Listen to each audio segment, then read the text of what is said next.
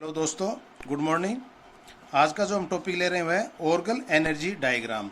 Orgel energy diagram जो हमने splitting पहले पूरा पढ़ा मेटल लिगेंड्स का, उसी के अंतर्गत आता है। और उसमें है कि एनर्जी के साथ इनका स्पेक्ट्रम जो बनता है, जो बैंड एनर्जी आती है, जो ट्रांजिशन जो होते हैं अलग अलग, वो किस प्रकार से एनर्जी के साथ रिलेटेड होते हैं स्ट्रक्चरल फील्ड में, तो उसी के ऊपर अपन अध्ययन करेंगे। इससे पहले आप थोड़ा सा देख लें कि हमने देखा था कि ऑक्टाहेड्रल और टेट्राहेड्रल, ऑक्टाहेड्रल और टेट्राहेड्रल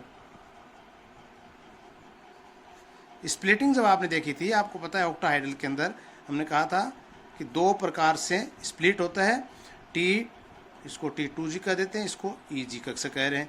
ये मध्यवर्ती, मैंने कहा यहाँ पे क्या है, जब डी जनरेट अवस्था होती है डी ऑर्बिट की, लेकिन जैसे ही लिगेंड इनके पास आते हैं तो डी जनरेट से जो है वो इनकी खत्म हो जाती है और उससे दो प्रकार से स्प्लिटिंग हो जाती है। एक मध्यम एनर्जी से कम एनर्जी के कक्षक बन जाते हैं और दूसरे हायर एनर्जी के कक्षक बन जाते हैं। तो ये एनर्जी कक्षक वहाँ पे काम आएंगे।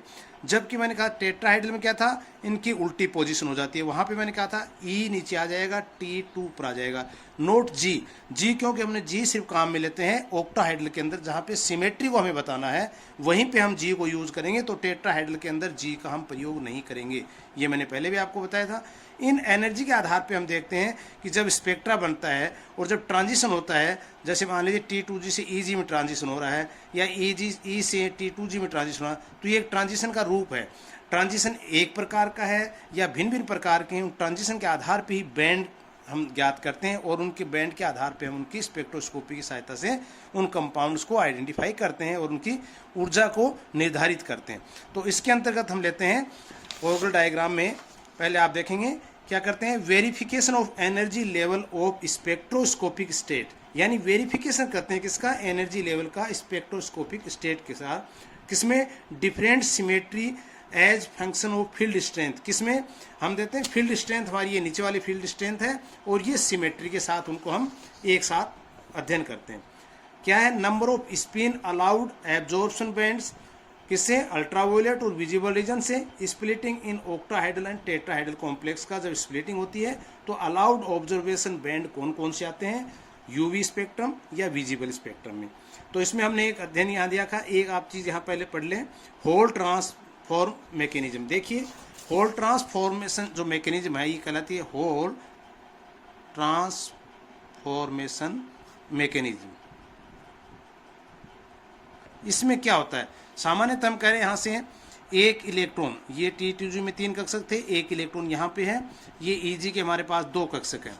अब क्या होगा, ये यहाँ से ट्रांसफर होकर के ये 2 कक्षक EG के, यहाँ पे 3 कक्षक हमारे पास T2G के थे, ये खाली हो गए, ये इलेक्ट्रॉन यहाँ ट्रांसफर हो गया। तो ये एक सामान्य स्थिति हुई जिसको हम कहते हैं जनरल स्प्लिटिंग, जनरल ट्रांसफर। किसमें, T2G से EG में ट्रांसफर, ये ट्रांसफर हो गया सिंगलेट टाइप का। लेकिन दूसरा मैं यहाँ कह रहा हूँ कि होल ट्रांसफर क्या होता है या होल ट्रांजिशन क्या होता है, इसको समझना होगा। D9 का एक एग्जांपल हम यहाँ पे ले लें। D9 में क्या स्थिति है, देखिए 1 2 3 4 5 6 7 8 और 9, ये स्थिति है। अब यहाँ पे अगर इनको हम बाइफिरकेट करें दोनों को ऊर्जा में, तो आप देखेंगे ये 3 कक्षक हमारे पास ऑक्टाहेड्रल फॉर्म में, 1 2 3 4 5 और ये 6, ये 7 8, ये 9। तो यहाँ पे एक होल रहता है खाली, ये बोलते हैं इसको होल।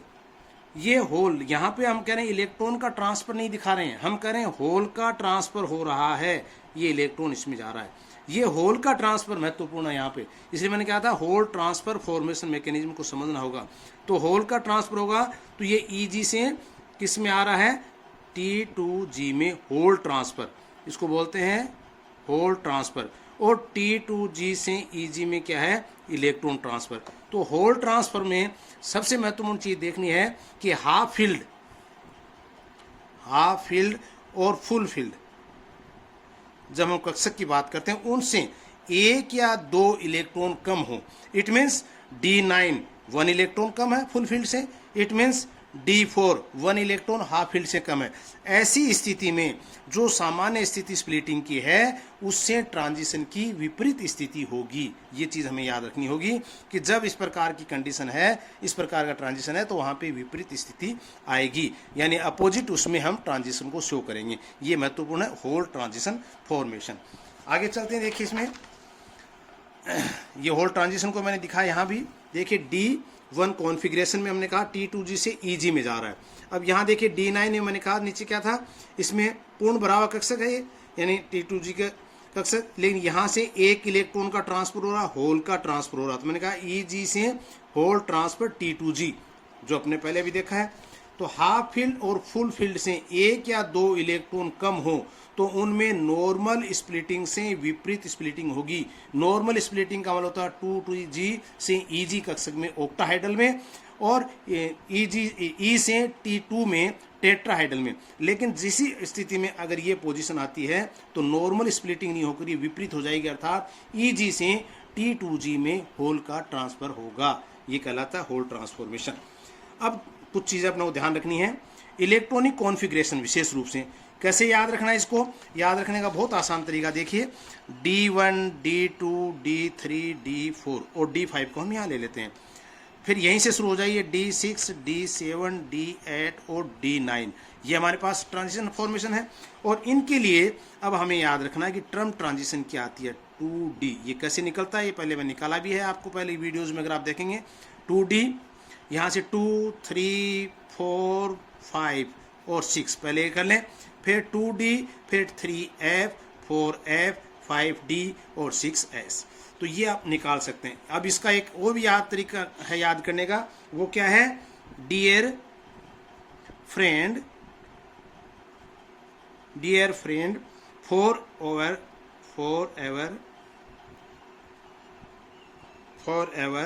देना साथ। डियर फ्रेंड फॉर एवर देना साथ, ये इससे भी याद रख सकते हैं, अर्थात DFFDS। तो ये हमने याद रखने का तरीका बताया है जिसमें इलेक्ट्रॉनिक कॉन्फ़िगरेशन दिया गया है। इसके आगे दूसरी चीज़ हमें याद रखनी है, वो आपने पहले ट्रम सिंबल में पढ़ा हो, LS कपलिंग में भी हमने पढ़ा था, इसको मूलिकन नोटेशन भी कह देते हैं। देखिए L के मान अगर हमारे पास 0, 1, 2, 3, 4 इस रूप में है। आगे 0 के लिए हमने कहा था क्या टर्म सिंबल ली थी, S, P के 1 के लिए P, 2 के लिए D, 3 के लिए F और 4 के लिए G, ऐसे आगे चलते जाएंगे। अब यहाँ पे देखना हमें कि मूलिकन ट्रांजिशन नोटेशन जो दिए गए हैं, अर्थात इससे ट्रांसफ़र या ट्रांजिशन कैसे कैसे होते हैं वो देखिए। तो एस में चूंकि एक ही ऑर्बिट हम जानते हैं, सिंगल डीजनरेट ऑर्बिट है, इसलिए हमने कहा A1G, A1 इसीलिए ले लिया सिंबल कि सिंगलेट डीजनरेट ऑर्बिट है, इसलिए उसको संबोधित कर दिया हमने A1G से। उसके बाद P जब हम ट्रिम्बल सिंबल आ जाता है, ट्रम सिंबल को यूज करते हैं, तो उसका तरीका होता है T1G। ये हमें समझना होगा। T क्या है, ट्रिपल ट्रांजिशन, यहाँ पे T PX, PY, PZ और 1G। G क्या था, सिमेट्री के लिए हम जहाँ काम में लेते थे उसी के लिए। उसके बाद D के अंदर आते हैं 2T2G प्लस EG, जो हमने कहा स्प्लिटिंग दो प्रकार से हो जाती है इसमें, जो लोअर एनर्जी का, एक हायर एनर्जी का, जो आपने पहले पढ़े हुए हैं। उसके बाद है अगर L का मान 3 है तो इसका ट्रम सिंबल होगा F, और F के लिए मान होंगे A2G, T2G, T1G और T2G। तो A2G क्या था, क्योंकि यहाँ P सिंबल भी हमारे पास यहाँ आएगा, इसलिए A2G को हमने संबोधित कर दिया। इसको A1 क्यों पहले हम ले चुके हैं इसके लिए, तो यहाँ ने F के लिए ले लिया। G के लिए EG plus T1G, T2G plus A1G। तो ज़्यादातर हमारे जो काम आने हैं वो है D और F, इसलिए विशेष जोर हमें ये रखना है कि D के लिए जो मूलिकन नोटेशन जो हमने दिया ट्रम सिंबल में T2G, EG जो आपको याद है, एक F के लिए आपको याद रखना होगा A2G, T1G और T2G। अब चलते हैं हम आगे कि D और F ट्रम्स के लिए अलग अलग ट्रांजिशन का कैसे मान निकाला जाता है, क्योंकि पहले ये समझ में आ जाएगा तो हम इजीली डायग्राम हम बना सकते हैं। तो D and F terms use in transition metal complexes.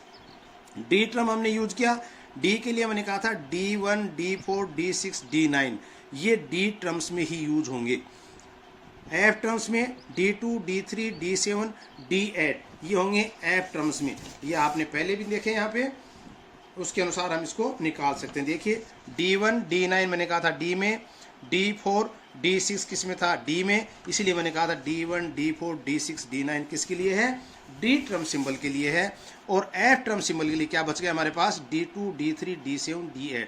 क्योंकि एग्जाम में आपको D1 पूछा जा रहा है, D9 पूछा जा रहा है, या D2 पूछा जा रहा है, D8 पूछा जा रहा है, तो ये आपको निर्भर करेगा कि D ट्रम सिंबल में पूछ रहे हैं या F ट्रम सिंबल में, क्योंकि ये यहाँ पे आपको D ट्रम सिंबल और F ट्रम सिंबल दोनों के मान ज्ञात रहने चाहिए। उसके बाद एक नॉर्मल अगर लेते हैं, नॉर्मल कंडीशन में क्या क्या होता है, देखिए D1 D6 D के लिए, और F के लिए क्या D2 D7। यही अकॉर्डिंग टू होल मैकेनिज्म, मैंने क्या कहा था आपको, D1 D4 D6 D9, ये 4 प्रकार के D ट्रम सिंबल थे। इनके लिए D1 D6 हम लेते हैं नॉर्मल कंडीशन में, नॉर्मल स्प्लिटिंग के, और उसके बाद D4 और D9 according to whole mechanism, मैंने कहा था 1 या 1-2 इलेक्ट्रॉन हाफ फील्ड या फुल फील्ड से कम है तो उसका अपोजिट डायरेक्शन हम यहाँ पे शो करेंगे एनर्जी में। इसी प्रकार से F में F D2 D7 और F में according to whole mechanism D3 D8। ये अगर हमारे पिक्चर समझ में आ जाएगी तो हम आराम से इजीली ऑर्गल डायग्राम की फॉर्मेशन कर सकते हैं। देखिए दो चीज़, it is use to assign the electronic transition in weak field, means high spin transition, metal complex and all tetrahedral complexes. It can not be used for low spin, ये ध्यान रखना, it can not used for low spin or strong field because octahedral field is stronger than DD transition या inter electronic transition repulsion, क्योंकि यहाँ पे repulsion हो जाता है, ये इतना महत्वपूर्ण नहीं रह पाता P वाला, जो आगे हम इसका डिस्क्रिप्शन जब लेंगे। उसके बाद ये आता है कॉन्फ़िगरेशन, देखिए आप अलग अलग ऑर्बिट्स का, मैंने कहा था आपको D1 से वही स्थिति ली हमने। अब यहाँ पे एनर्जी टर्म्स जो मैंने कहा 2D 3F 4F 5D का हम लेके चल रहे थे, तो यहाँ पे 2D में 2T2G 2EG, ये 2 क्या बता रहा है, ये मल्टीप्लिसिटी, ये याद रखना आप, ऑक्टाहेड्रल या ऑर्गल डायग्राम के अंदर मल्टीप्लिसिटी सेम चलेगी क्योंकि मल्टीप्लिसिटी में परिवर्तन नहीं कर रहे हैं। ये ग्राउंड स्टेट हो गए दोनों की एक्साइटेड स्टेट। इसी प्रकार D2 D8 में मैंने कहा था F ट्रम आता है, F 3F के लिए 3T1G F, 3T2G और 3A2G और 3P, ये मैंने कहा था ना यहाँ पे 2 तरह के बनेंगे, 3F और 3P। P क्यों बन रहा है, क्योंकि वहाँ पे रिपल्सन हो रहा है या अट्रैक्शन हो रहा है, ये हमें देखना होगा। 3T1GP, यहाँ 2 सिंबल आप नोट करेंगे, 3T1GP 3T1GF, ये F के लिए यूज कर रहा हूँ, ये P के लिए यूज कर रहा हूँ। उसके बाद D3 D7 में मैंने कहा 4F टाइप का होगा, 4 मल्टीप्लिसिटी है F, तो मल्टीप्लिसिटी सभी में 4 आएगी। 4P के लिए 4T1GP और F के लिए 4T1GF 4T2G और 4A2G, ये आएंगे किसके लिए, 4F के लिए। 5F में सिर्फ क्या है, 5D में क्या आएगा हमारे पास, D4 और D6 प्रकार का ट्रांजिशन, जिसमें 5D ट्रम सिंबल आ रहा है, 5T2G 5EG। ये अगर हमें पिक्चर है तो ये आपको F का और D का विशेष रूप से ध्यान रखना है। अब देखिए Orgel diagram, only applicable for high spin complex weak field, जो हमने पहले बताया कि ये किस पे applicable, only high spin complex में। ये इसकी लिमिटेशन जब पढ़ेंगे तब भी ये पॉइंट हम लोगों को ध्यान रखना होगा। अब देखिए इनको बनाते कैसे हैं, ये हमने ले लिया इनका स्प्लिटिंग, ये इधर ले लिया हमने इसका क्रिस्टल फील्ड क्षेत्र। यहाँ के लिए हमने ट्रम D, पहले हम D के लिए बात करेंगे। ट्रम D ऑक्टाहेड्रल, जिसमें D1 D9 D4 D6 की बात कर रहे थे। यहाँ पे T2G से EG, ये ऑक्टाहेड्रल के लिए है, T2EG ये किसके लिए है, टेट्राहेड्रल के लिए सिंबल ले सकते हैं। इसी प्रकार से EG T2G ऑक्टाहेड्रल, ये E और T2G टेट्राहेड्रल के लिए। अब देखिए यहाँ पे D1 हमने पहले इलेक्ट्रॉन लिया, वो T2G से EG में गया, तो D1 ऑक्टाहेड्रल पोजीशन होगी। इसी प्रकार से D1 टेट्राहेड्रल पोजीशन क्या हो जाएगी, E से T2G टेट्राहेड्रल में, विपरीत स्थिति हम जानते हैं स्प्लिटिंग की। फिर उसके बाद है D9 ऑक्टाहाइड्रल, D9 ऑक्टाहाइड्रल में स्थिति क्या आपकी, ये टेट्राहाइड्रल की स्थिति में रहेगा, ये ऑक्टाहाइड्रल की स्थिति में रहेगा। यहाँ पे D6 D4 यानी कहने का अर्थ क्या है, एक हम ऑक्टाहाइड्रल और एक हम टेट्राहाइड्रल दोनों को पैरेलल लेकर ये चल रहे हैं, तो एनर्जी डायग्राम जो है वो इस प्रकार से आएगा। इसको हम आगे भी लेंगे अलग से और डिस्क्रिप्शन। इसी को हम लेते हैं, देखिए F में तो डी में दो प्रकार के बन गए आपके। फिर लेते हैं हम एफ में, ये इनको अलग अलग ही बना सकते हैं हम, D1 का अलग बना लो, D9 का अलग बना लो, लेकिन D1 में क्या होगा, T2G से EG चला गया। D9 में मैंने कहा था क्या हो जाएगा, स्थिति तो हमारी T2G से EG होती है, लेकिन वहाँ पे मैंने कहा था हाँ पूर्ण बाह्य कक्षक से एक इलेक्ट्रॉन कम है, इसलिए विपरीत हो जाएगा, यानी EG से T2G में चला जाएगा होल ट्रांसफर, जो यहाँ पे दिखा रखा है। इस प्रकार से यहाँ देख सकते हैं आप टर्म F के लिए यूज कर सकते हैं, D2, D3, D7, D8। तो ये F के लिए मैंने कहा था आपको तीन सब टर्म्स होती हैं इसमें, कौन सी, A2G, T2G, T1G और TG1G P के लिए। यहाँ आप देखें P को मैंने यहाँ पे काट रखा है और यहाँ पे थोड़ा सा रिपल्सन दिखा रखा है, ये ध्यान रखना आप। तो रिपल्सन तो क्यों है, क्योंकि जब सेम T1GF और T1GP एक जैसे कक्षक आस पास आ गए तो थोड़ा सा रिपल्सन हो जाएगा। यहाँ पे क्या है, अलग अलग है। यहाँ आप देखें ट्रांजिशन में T1GF से T2G, फिर T1GF से A2G और T1GF से ये T1GP में। तो इस प्रकार से तीनों का ट्रांजिशन दिखा सकते हैं, D3 D8 टेट्राहाइडल में, D2 D7 ऑक्टाहाइडल, इसी प्रकार से D2 D7 टेट्राहाइडल और D3 D8 ऑक्टाहाइडल में। तो ये हमने कहा कि टर्म F के लिए यूज कर सकते हैं, ये टर्म D के लिए यूज कर सकते हैं, और इनको अलग अलग कैसे बनाया जा सकता है वो देखिए आप आगे। यहाँ पे D5 बच गया हमारे पास, D10 बच गया। आप कहेंगे भाई D1 ले लिया, 2 ले लिया, 3 ले लिया, 4 ले लिया, 5 ले लिया। 5 में देखिए आप क्या दिखा रहे हैं, हमने कहा A1G कैसे आ रहा था। D5 में 1 2 3 4 5 ये D कक्षक है। इनमें आप देखेंगे L का मान 0 +1 +2 -1 -2। अगर हम ओवरऑल समेशन ऑफ L का मान निकालेंगे तो क्या आ रहा है, 0। 0 किसके लिए आ रहा था, S के लिए। L का मान जब 0 होता है तो टर्म सिंबल क्या होती है, S, और S के लिए मान जो आएगा वो आएगा A1G, जो ग्राउंड स्टेट कहलाती है। तो यहाँ पे आप निकाल सकते हैं, ये A1G निकाला, लेकिन मल्टीप्लिसिटी क्या आई, यहाँ पे मल्टीप्लिसिटी क्या है, मल्टीप्लिसिटी हम जानते हैं बहुता 2s+1 होती है, या इसको n+1 से भी संबोधित कर देते हैं, तो इजी रहता है n+1। n क्या है, number of unpaired electron, that 1 2 3 4 5 unpaired electron है, +1 = 6। तो इसका हम अर्थ क्या लगा सकते हैं, 6A1G। D5 के लिए जो सिंबल ग्राउंड स्टेट आएगी वो आएगी 6A1G।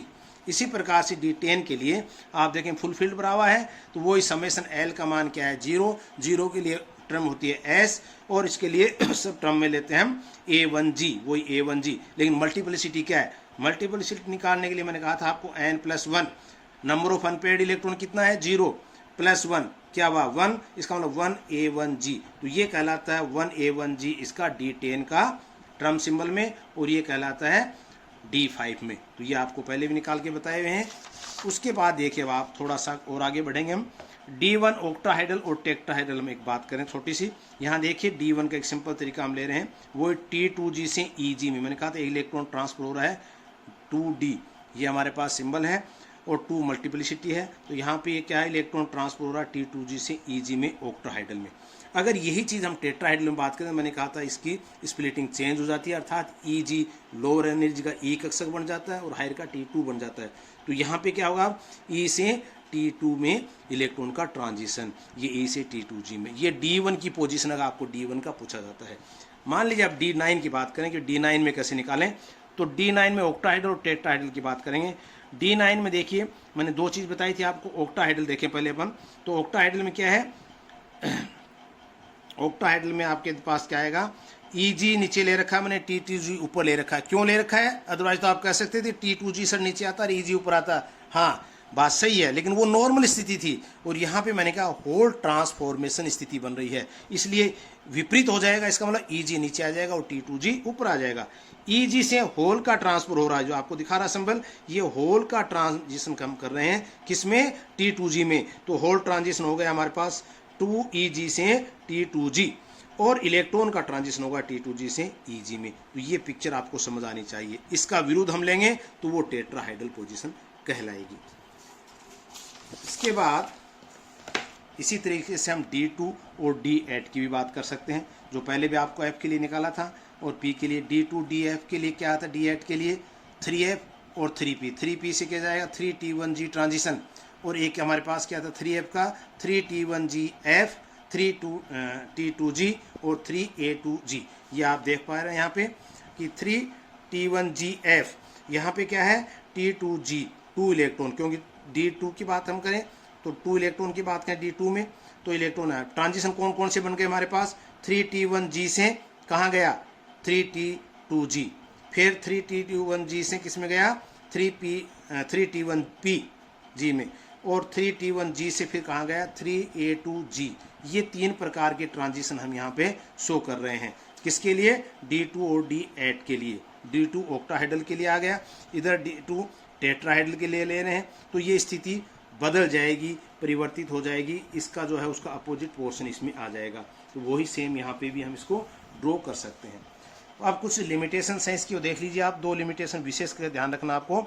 It consider only weak field ligand, ये सिर्फ वीक फील्ड लिगेंड को ही कंसिडर कर रहा है, ये एक सबसे बड़ी कमी रही भाई, स्ट्रॉन्ग फील्ड को इसके ऊपर नहीं बताया गया, दैट इज H2O है, Cl है, इस प्रकार से।